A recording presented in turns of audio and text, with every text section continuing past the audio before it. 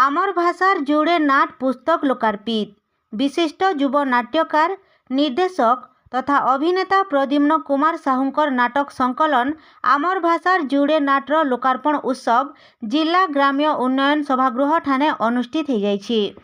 समाजसेवी गौरीश्याम पंडांकर अध्यक्षता ने अनुष्ठित होइथिबा ई कार्यक्रम थी नाट्यकार मानकर संगे कवि आर्तत्राण बाबू, ओडिशा संगीत नाटक एकाडेमीर सदस्य नाट्यश्री गदाधर बारिक, महानदी साहित्य संसदर सभापति श्यामाओम प्रसाद मिश्र, बलांगीर लोकसभा सांसदकर जिला प्रतिनिधि शरद शतपथी, मुद्रणकार गतिकृष्ण बणिया और प्रकाशिका सविता साहू उपस्थित रही करी पुस्तकर लोकार्पण करथिले।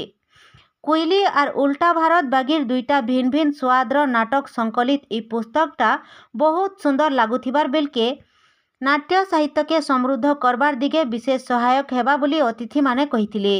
परे सुवर्णपुर ने नाटक मंचर स्थिति और आवेग उपरे आलोचना हेतिला आर नाटक परिवेशन करबार लगी मचान टीवी नाइथिबारटा दुर्भाग्यर कथा है बोली आलोचक माने क्षोभ प्रकाश करिथिले। पहला नोडाल एसोसिएशन फॉर एमेच्योर थिएटर द्वारा जातीय स्तरीय नाटमेला आयोजित हो आसुथिला। हेले भीम भोई कला मंडप भंगा जिबा परे गला बछरनु केनसी भी नाटक उत्सव नहीं हो पारुछि। ई दिगे संस्कृति प्रेमी और प्रशासन तत्परता संगे राजनीतिक इच्छा शक्तिर बहुटे आवश्यकता रही बोली सभे कहिथिले। प्रकाशित होइथिबा ई दुही नाटक थी भिन्न भिन्न समयाने अभिनय करिथिबार कलाकार माने नाट्यकार को शुभेच्छा जनैथिले।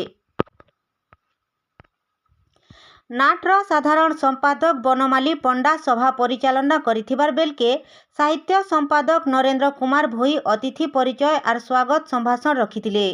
आर नाट समाजसेवा अंतरीण कमिटीर कार्यनिर्वाही अवाहिका प्रज्ञा परिमिता दास समस्तंकु धन्यवाद देथिले।